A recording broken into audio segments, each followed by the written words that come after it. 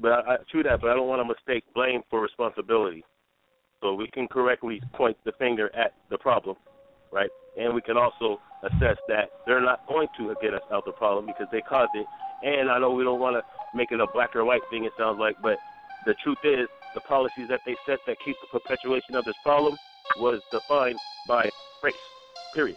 You know what I'm saying? They didn't say we're going to enslave you because your spirit is different than ours. You know what I'm saying? They didn't say you have to sit on the back of the bus because your spirit is different than ours. They said it's because you're black, period.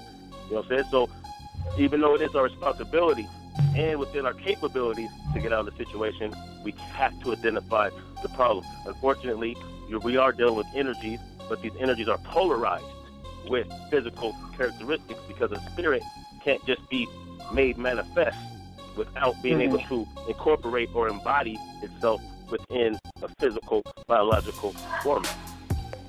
Right, absolutely. I'm going to co-sign your sentiment here, and I'm definitely going to say that race is a game. It's a trick. So we're all focusing on the color game, but we're missing the focal point, which is the energy. You know what I'm saying? So they're operating on a higher dimension, and they're laughing at us because we're stuck in physicality playing color games.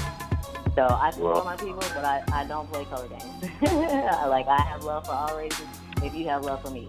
If you ain't got love for me, then I don't even see you. You see what I'm saying? So I can't play the color games. I'm down for my black people because I am black, but at the end of the day, I'm not going to say, oh, you guys have problems with color, so now I have a problem with color. Like, I can't internalize their problems because that ain't got shit to do with me. You see what I'm saying?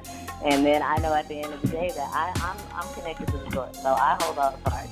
So if I want to manifest a reality, absolutely, right. If I want to manifest a reality that is harmonious and, you know, conducive to my energy, that is exactly what I'm going to do. So I can't even see the opposition. And I think that a lot of black people waste a lot of their energy on the color game.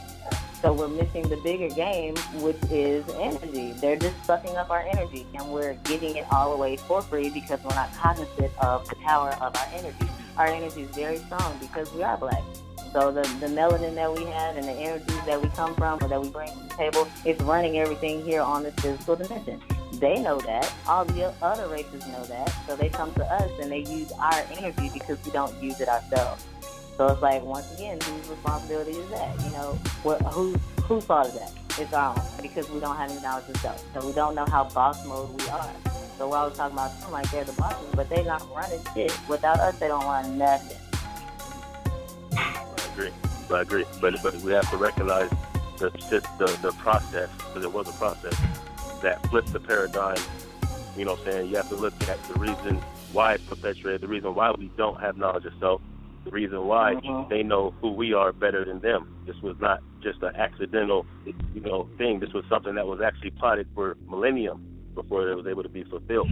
So there is a responsibility, as I say again, that we have.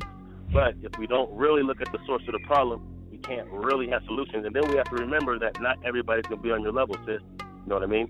So the way that you can break it down and you can see past the flesh, you know what I'm saying? Not everybody can do that. So when we mobilize, we have to mobilize on the level that people are ready to respond to. And then we can engage with them and raise their levels. You know what I mean? But until then, we have to speak the language that they're speaking and that they're understanding. That's why people like the Honorable Elijah Muhammad and the Martin Luther King, who I don't personally think that they really believed in everything that they said as far as like the characters, within the books they used, but they knew they had to use that as a tool to meet people on their level. And they had the vision to know that how in the future we will be able to grow and develop in our spirituality and our culture and who we are in our divine self. You know what I mean? So absolutely. Yeah, you got to start somewhere. And what good do your words do if they can't understand you? I definitely understand what you're saying here.